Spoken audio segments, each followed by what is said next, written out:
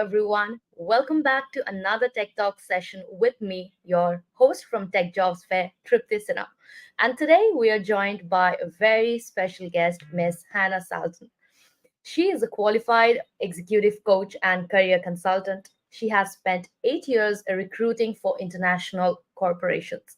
She founded her own coaching business in 2017, and her book, Graduate Careers Undercovered, was published in the year 2022. And her advice has appeared in many papers like Guardian, The Independent, Telegraph, and also ITV News. So, hi Hannah, thank you so much for joining us today. How are you? Hi, Tripti. Thank you for having me. I'm really good, thank you. Yeah, just about surviving the heat, but yeah, all good. Awesome, awesome. So, guys, we are about to dive into a very exciting discussion that could be a game changer for you because this is one of the biggest challenges we face and biggest thing required in terms of building a professional career. That's networking and how you can job search while networking. So, we're gonna get tips from Hannah. So, stick with us until the end. And of course, if you have any question that pops in your head, please comment your questions and we will make sure to answer it. Yeah. So, hi. Well, Hannah, before we begin with our conversation and questions, I would request you to tell us more about yourself and your journey so far in the industry. Sure. I worked in the corporate world for 8 years. So after I graduated from university, I had no idea what I wanted to do. I was on a graduate program at BT and sort of came across recruiting and really liked it, really enjoyed the people side of things. And yeah, I basically worked my way up and stayed working in graduate recruitment for 8 years. There was lots I liked about recruitment, but I knew that it wasn't necessarily what I wanted to do forever. I wanted to do my own thing. I had big reservations. I was very nervous, big imposter syndrome. And I think that's one of the reasons why I love being a coach so much, is because I've been there and I've had challenges in my career, experienced low self confidence, had some coaching myself, which was really amazing. And so I'm really passionate about the benefits of coaching because I've experienced such positive benefits myself. So yeah, I set up on my own about 7 or 8 years ago now, and I work with graduates and professionals, sort of early to mid career professionals who feel stuck, who want to do something else, who aren't quite sure what they want. And yeah, I specialize in raising motivation and confidence and with job search as well. Awesome. So, from yourself being in the position and now helping professionals and graduates, to overcome certain situations through your coaching, I think that's a beautiful journey. And like, I would want to ask you, what's so important about networking according to you, and how important is it for the job seekers who are, like, let's say, fresh grads or at the early stage of their career, the Hmm. professionals? Networking is something I'm really passionate about purely because I used to hate it. So I have been there. I have felt overwhelmed and uncomfortable and awkward. And I felt like there's a lot of pressure to attend big events, sell myself, Yeah. schmooze, and really just almost put on this professional mask and not be myself. Mhm. How I define networking now, it's much more around connections and conversations and being yourself. It's not about pretending to be someone else. It's not about selling yourself. For me, a big part of networking is actually about exploring and learning and increasing your own understanding.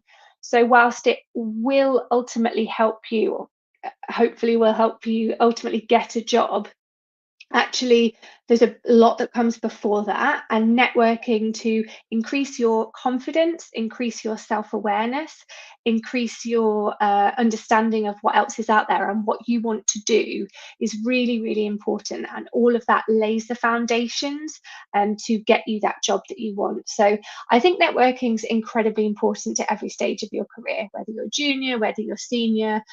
I don't think it gets progressively more important. I think it's always important, and it's a really good skill to learn, and it is a skill. And what I mean by that is Very few people are naturally good at it. Most people will feel some level of nerves or awkwardness, but it really is the type of thing that if you practice, you will get better at it. It will become more natural. And the more you do it, the more confident you will become with it. So I think it's never too late, it's never too early. And there are lots of different ways that you can network, especially if some of the maybe more traditional methods are a little bit more scary for you. Right.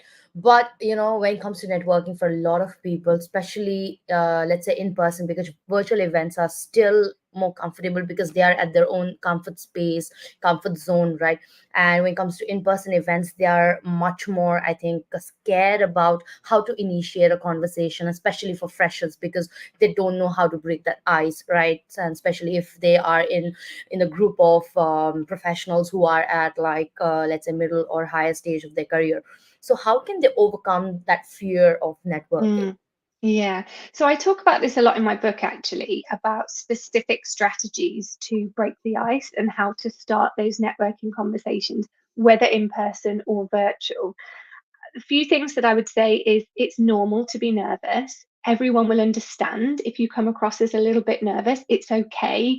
You're not Yeah. going to kill your career because you come across as a bit nervous at a networking event. If you actually look in my book or even just Google, or there are some specific ice breaking tips that can be quite helpful, that can give you specific sentences or specific questions to ask. If you're feeling particularly nervous, arming yourself with some of those might help. I would say the best type of questions to ask at networking events are ones that you're genuinely interested in. So, a mistake that sometimes people make is thinking, I need to ask a question that's going to make me look really impressive. But Yeah. actually, asking a question that you are genuinely interested in is just as powerful, if not more so. There are some body language things to remember, such as trying to make eye contact with the person, and being mindful of not slouching, trying to use your hands, have an open body language, and things like that. But if I could say one tip, I would say in terms of networking at events, don't put too much pressure on yourself to network at the event. Obviously, it's a great opportunity, but where a lot of people really fall down is the follow up after events. So Yeah. it's the good personalized follow up email or message on LinkedIn, which can really actually breed a more meaningful relationship. So don't put too much pressure on yourself to sell yourself and have loads of great conversations at the actual events. What you can do is just note down the names of people, note down the speakers that you enjoyed hearing from, or the people that you were particularly impressed by. Send them a personalized connection request on LinkedIn. This is really important. So don't just send them a cold request. Sometimes you need to be on a desktop or a laptop to actually personalize or add a note to your connection request.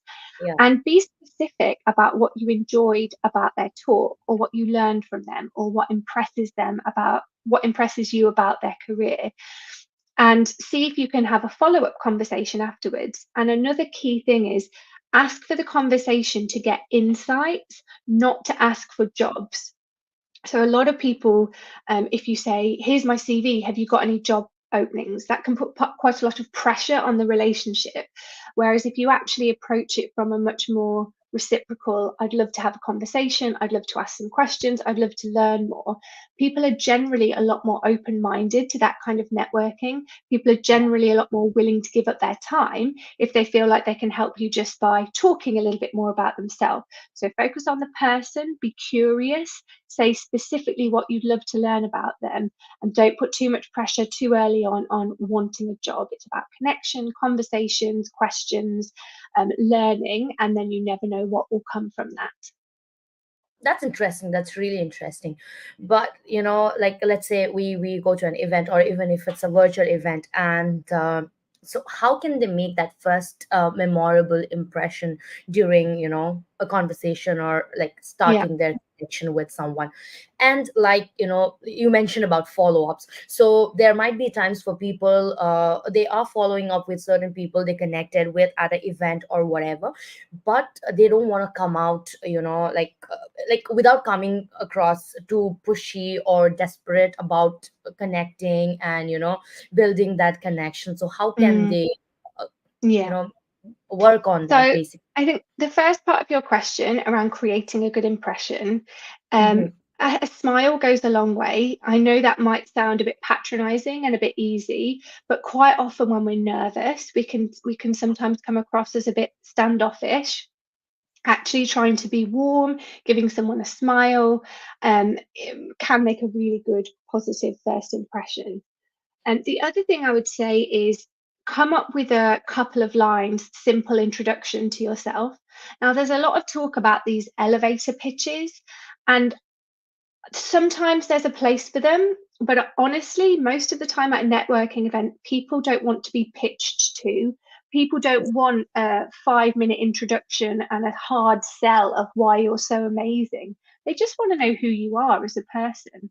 So I would say practice a brief 3 point introduction and get used to saying this. Don't script it. You don't need to learn it off by heart, but practice, for example, saying, "Hi, I'm Hannah. My background is in this, or I've worked as this. Here, I'm really interested in opportunities in this area." Or, "Hi, I'm Hannah. I went to this university. I'm really interested in exploring this industry and this industry. Great to meet you." A really simple, basic introduction can often be a lot more natural and a lot more authentic than a longer, hardcore pitch. Still needs to be positive and professional, but you don't need to kind of absolutely overwhelm and bombard someone, especially if it's at a bit of an informal networking event. Hmm. The second part of your question about following up with people after events, you're right. People are very aware of kind of bothering people or coming across as pushy or needy or bothering people. And Yeah. that's a good thing to be aware of. You don't want to be rude or too aggressive. However, it is a good thing to be keen and be interested. I think True. the way I approach it, or the way I recommend people approach it, is by focusing on connection and conversation and what specifically you would like to learn about. So again, rather than focusing on I'm looking for these jobs and I'd love to ask your advice about this, ask for insights, not advice. It's a very simple distinction, but when you ask someone for advice, it puts quite a lot of pressure on them to tell you what to do. If you're asking someone for insights, it takes the pressure off and it focuses on the relationship, them as a person, and it allows them to tell their story, share their experiences. There may be some advice kind of indirectly in there, but it really takes the pressure off that individual to kind of tell you what to do. So, and people are generally open to conversations and talking about themselves. But the other thing I would say is if you do try and follow up and someone is not open for a conversation or a follow up call, try not to take it personally. People are busy. Some people don't like networking. That's not usually a reflection on you. So don't let that put you off networking. It is such a powerful tool, especially this kind of one to one post event networking almost can be a really powerful tool. So just because someone is not responsive, it doesn't necessarily mean you've done something wrong. Keep going and try it in different avenues because it absolutely can open doors. But yeah, I would say ask for insights, not advice, is definitely a key message that I would say. That's an interesting point. Like, the exact line that you mentioned, ask for insights or not advice, that actually seems more generic and I think doable, right? And then you're not coming out as pushy or someone who's trying to dig out things from, the other person. Yeah. And one more tip that I would just add is if you have heard someone talk or you've met someone at an event, when you send them that follow up, try and be quite specific about why you want to talk to them and why you kind of rate them. And it's not about sucking up or like gushing, but people are more willing to give up their time if they believe you are genuinely interested in them. So if you Yeah. can say something like, I really enjoyed hearing you talk about your firm's use of technology, or I really enjoyed hearing about that big project that you worked on and how that impacted the environment. If you can be specific about something you learned or something you enjoyed, it reassures that person that you are listening, you are engaged, and that you're not sending a generic networking message to 20 people that attended that event. The more personal and the more specific you can be with your follow up, the more likely someone is to engage. So it does take a bit more time. You do need to put in a little bit more effort by being specific, but it really does encourage people to respond back to you if you are like that. Right. That's interesting. So, how can they maybe build confidence or also be optimistic about reaching out to people or connecting with people? Mainly now, in-person events, they can still speak, and the people are in person, and um I mean, they can also anticipate the response. But when it comes to reaching out via, let's say, professional sites like LinkedIn, how can they boost their confidence and be positive Mm. about the connection? Yeah. So I think confidence is a skill like networking, and you can build up your confidence from practicing and from working on it. So anyone that's listening that does feel like they maybe have lower confidence or would just like more confidence, my advice would be to prioritize raising it. As well as looking for a job, make it your goal to boost your confidence. And there's three strategies that I recommend for boosting your confidence. The first one is knowing yourself. So having a clear, genuine understanding of what you are like as a person, your strengths, your skills, your values, your weaknesses. And you can do that by asking for feedback from people, by journaling, completing online self-reflection exercises, keeping a diary, all of those kind of things. So self-reflection is the first one. The second thing is actually mastering those skills that you want to get better at. So, for example, if you know you want to get better at public speaking, then join a club that you can practice public speaking at. If you want to get better at finance or your numerical ability, do an online course or do some YouTube tutorials, and that will build up your confidence. Yeah. If you want to get better at writing, then do an online writing course or seek feedback on your writing. So be specific about the skills you want to get better at and upskill yourself. The third strategy is nudging your comfort zone, and this is really important. And that is why networking is such a good thing to do, because not only can it lead to job opportunities, it can also boost your confidence. Now, initially, when you start nudging your comfort zone, it may feel like an initial dip in confidence. You're opening yourself to be vulnerable. You might say something that you think is a bit silly, but in the long run, if you stick with it and stretch your comfort zone, attend new events, talk to new people, you will absolutely grow in confidence and you will get better at having these difficult conversations. So I would say start small, but start now. Find ways that you can start stretching that comfort zone.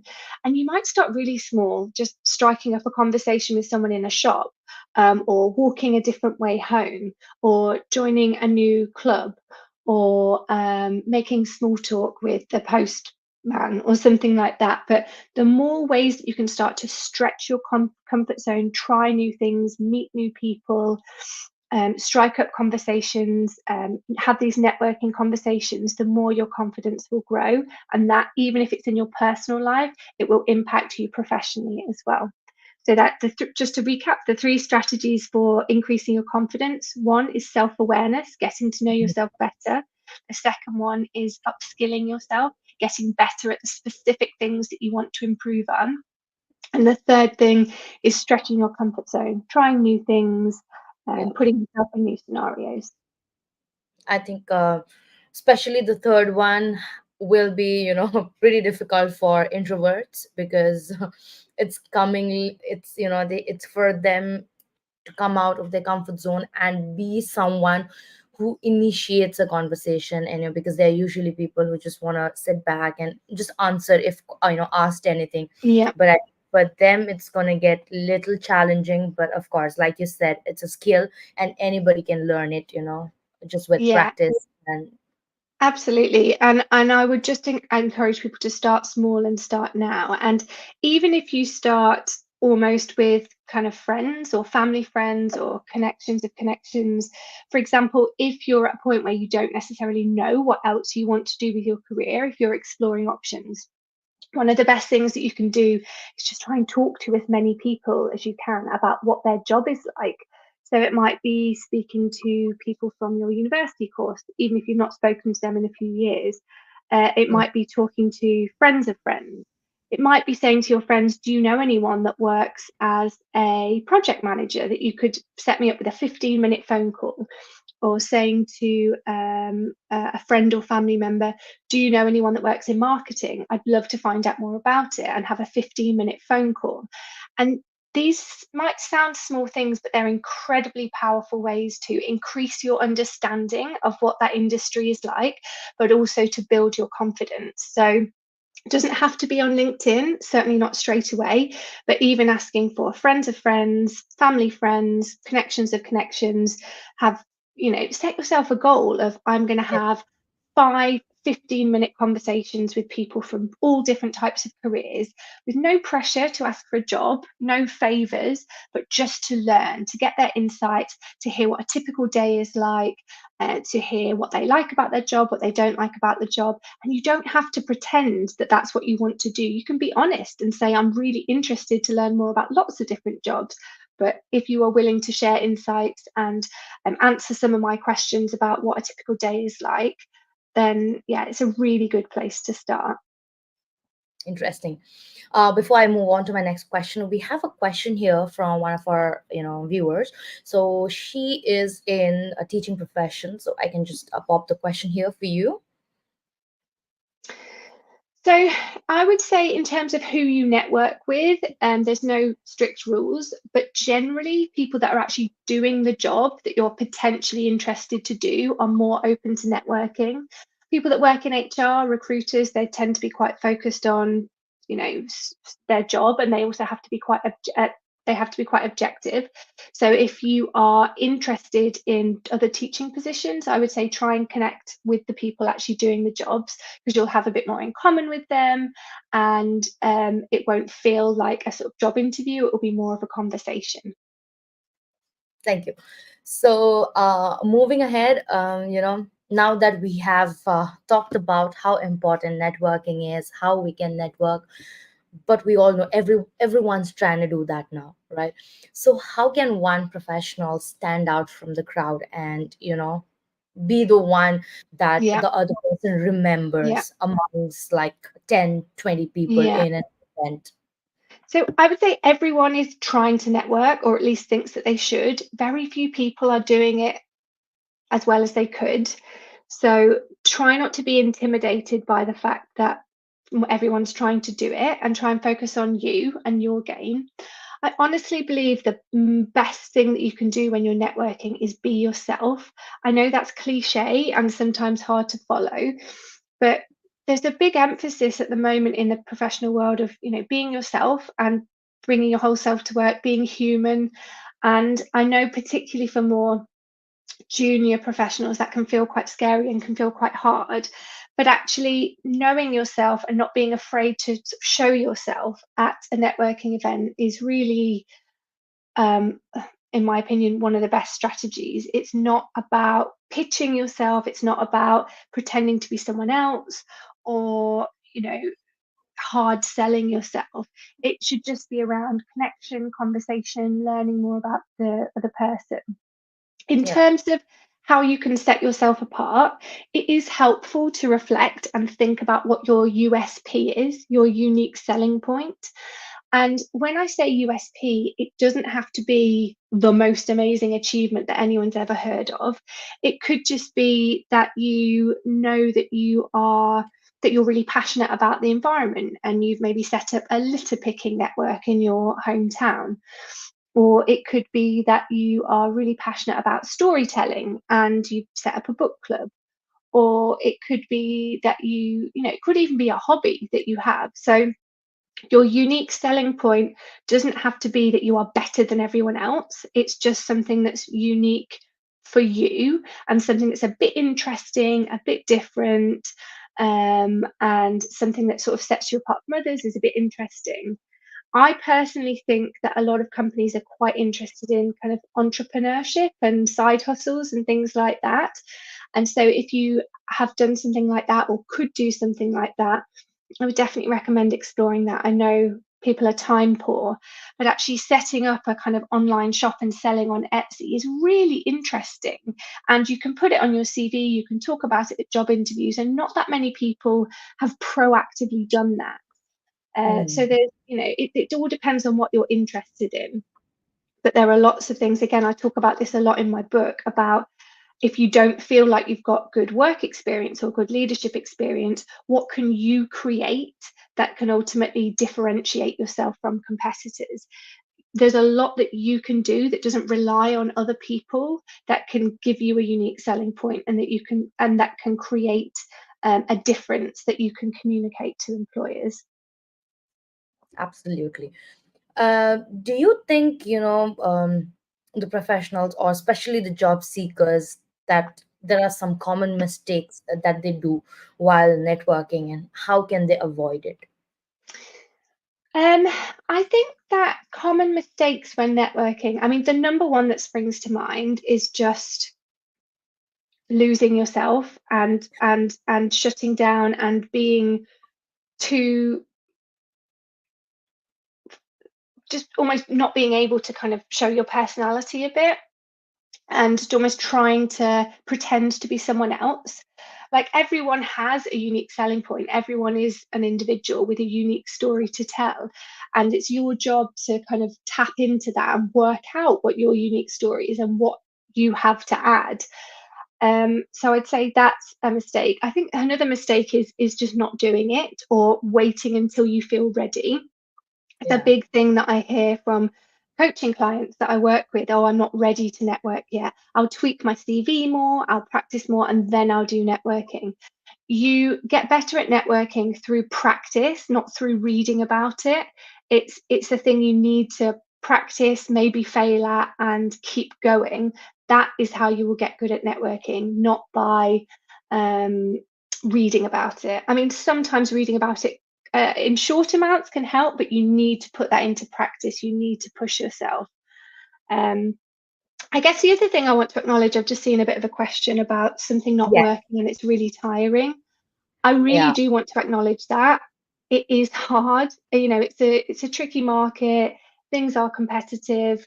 Um, Rejection is rife. It can feel really demotivating, and I know it can be really hard. So my advice in those situations is acknowledge that it's hard, acknowledge the emotional toll it's taking on you, seek help if you need to. If your mental health is struggling, don't be afraid to talk to people. But when you feel like you can, keep going. Try different things. I'm personally just a big advocate of networking over submitting a high volume of job applications. I think it's very hard to stand out on a kind of lone job application. If you've done some networking, if you've built a relationship, if you know someone that works there, if you've had a coffee with someone that works there, you get to know the culture better. So the more time you can invest in networking rather than just cold applying to applications is a big bit of advice that I would have, because networking massively increases your likelihood of being seen. But just try not to beat yourself up, because it is tough out there, but networking is the thing that can give you that real advantage. But it takes time. It's not a quick win. It does take time, it does take effort, and you have to keep going with it. Yeah, absolutely. Like there's no shortcut, shortcut to it. You have to network and you have to wait for it. And also, like you mentioned about the common mistake that, most of the people are waiting for the right time to start for it. Like Mm, really prepared. It's just like the saying, Monday never comes for people who wants to start something new.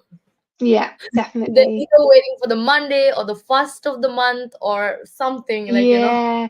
Or people say, oh, it's summer now, people will be on holiday, I'll wait till September. But then September's a really busy time for a lot of professionals because everyone's been away. So I actually think summer is a great time to start networking, because if people are working, they may be a bit less busy, and even if they're on holiday, they can deal with it when they come back. So there's no bad time to start networking, in my opinion. Awesome, awesome. So I think we do have another question, but it's more or less same that they have been. So it's from Ayo. So basically, he's looking for a remote opportunity and hasn't Mm. got response. So my personal advice is focus less on contacting recruiters and focus more on contacting the people doing the jobs of interest to you. But as I say, if you contact someone working in your role and say, I'm looking for a job in this area, can you help? 99% of the time, they're going to say no or ignore you. You need to almost take a bit of a step back and focus on the relationship, building a conversation, building a connection, and learning more about different companies, different roles, things like that. So you have to be subtle and clever with how you network. It's not about throwing your CV off in 20 different places and seeing what sticks. It's about being selective with who you reach out to, being reaching out to people that are of genuine interest to you, and trying to have a conversation to learn about them, to learn about their story, not saying, I need a job, I need a job. And I know that's hard, especially some people, some job seekers are quite desperate for jobs. But that is not going to help you, in my opinion. It is the more focusing on the relationship, focusing on the conversation, learning, that will help. Um, and in terms of resources, there's a lot of blogs, sort of free resources on my website that talk about this in more detail. So I would definitely encourage people to go on hannahsalton.co.uk, look at my blogs. There's a lot of free networking advice. And the other thing I would say is, as well as my book, Graduate Careers Uncovered, it's a really good book by an American guy called Steve Dalton. It's called The 2 Hour Job Search, which always sounds very appealing. But his book talks a lot about these kind of informational interviews. And I think it's a really, really good book to help people if they're struggling with where to start with this online networking. Gives you a lot of guidance, a lot of instructions as to how to approach it. Exactly. And do you think it's at some time it's I mean good to take some breather when you are actively looking for jobs and applying jobs, connecting with people but not getting any response, because that might give like a very pessimistic thoughts, bring in Mm, pessimistic thoughts in your head. So maybe you just want to relax for a day or two, yeah. take a breather and stay away from it, Mm, and then rework on strategies or yeah. things, come back again. I think it's really important to look after your well-being. It's so, so important, and it can really take a hit when you're looking for a job. You've got to Yeah. judge for yourself what's the right amount of balance between being proactive and looking after yourself. Sometimes it is absolutely right that you need to take a break, and networking and job searching is not the type of thing that you can do 24/7 anyway. You definitely do need that downtime. So yes, I would say, but try not to take too long off that it feels intimidating coming back to it. The Mhm. other thing I would say was, whatever you're doing, if you do it exactly the same for long enough and it's not working, shift something in your strategy. I'm not saying come up with a whole different strategy necessarily, but if you've sent out 100 messages on LinkedIn and not a single person has got back to you, tweak what you're saying. Now, the response rate for cold reach out on LinkedIn is fairly low anyway, so don't take it personally, if it happens quite a few times. But if you're repeatedly not getting any response, then try shifting it. And I would say there's some quite good templates online. Again, if you Google 2 hour job search template or 2 hour job search outreach template, there's some good free advice on what to say to cold people that you would like to have a conversation with. Right.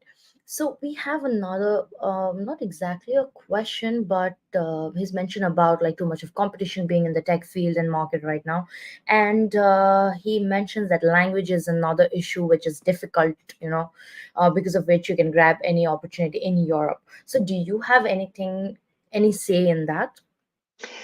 I think competition is a really valid or really common concern from a lot of job seekers, and I get that. Um, I would encourage people though to, rather than think about it on a macro scale, just think about your game and your journey. It can be really intimidating to think about all the other job seekers and the economy and all of those type of things. You don't have control over any of that. You don't have control over other people. You don't have direct control over the economy. All you can do is focus on you. So it's a bit of a distraction worrying too much about competition. Focus on your USP, your competitive advantage, what you can do today. And remember, you're only looking for one job. So it doesn't really matter if there's lots of jobs or very few jobs. You're only looking for one. And so just focus on your game, your journey. And I think that's the best way to keep going and to create a focus. Great. So, as we have some time constraints, so we do have to bring the session to an end. But before we wrap, I just have one last question for you. How do recruiters, because a lot of people are trying to network with recruiters in order to get jobs. So, what do they really look in, job applicants or from the job seekers? I think what's important here is differentiating between internal recruiters, so people in HR departments who work for companies, and differentiating between them and recruitment consultants. They have Yeah. different jobs, and so how you interact with both of them will be slightly different. Um, and but as a general piece of advice, I would say the things that will enable you to stand out are knowing your USP, knowing what makes you different. Doesn't have to be work related. The other thing that will allow you to stand out is being able to articulate your strengths and experience well. And that doesn't mean a hard sell, it just means getting it across effectively. And the other thing is networking, building a relationship, having conversations, getting to know people, getting to know company culture. There's not one key or magic secret that is going to enable you to get a job tomorrow, but focusing on your unique selling point, being focused with your applications and building relationships, having conversations is the best thing that I can do, that I would recommend. And just one final thing that I would add, I am giving away some free resources, some free sections of my book. So if anyone wants those free resources, add me on LinkedIn.